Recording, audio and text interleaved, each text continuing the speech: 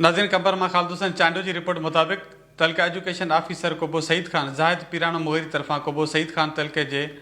Girls primary स्कूलनि में पहिरें दर्जे खां 5 दर्जे जे पढ़ंदड़ शागिर्दनि खां सालाना इम्तिहान वठण लाइ पंहिंजी सरपरस्ती हेठि तलके जे सीनियर टीचर्स ते मुश्तमिल शरकुनी इम्तिहानी कमेटी टीम जोड़े नोटिफिकेशन जारी करे छॾियो, जेकी रोज़ानो जी बुनियाद ते तलके जे स्कूलनि में पहुची करे शागिर्दनि खां ज़ुबानी ऐं लिखत में इम्तिहान वठंदा। तलका एजुकेशन ऑफिसर फीमेल कोबो सईद खान ज़ाहिद पीराणो मोहरी पंहिंजी ऑफिस में कमेटी जे मेंबरनि सां मीटिंग कंदे सख़्ती सां हिदायत कंदे चयो त शागिर्दनि खां मेरिट जे बुनियाद ते ज़ुबानी ऐं लिखत वारो इम्तिहान वठी रिपोर्ट जमा कराई वञे। उन मौक़े ते तलका एजुकेशन ऑफिसर फीमेल कोबो सईद खान ज़ाहिद पीराणो मोहरी चयो, इम्तिहाननि में पाण स्कूल विज़िट कंदुसि ऐं मेरिट जी बुनियाद ते शागिर्दनि खे इनाम ॾींदुसि। तइलीम जे सूबाई वज़ीर सैयद सरदार अली शाह ऐं सेक्रेटरी तइलीम जे हिदायतनि ते अमल कंदे पढ़ंदी त सिंध त वधंदी Sindh. For more news and updates, keep watching BTV News First Ultra HD web channel.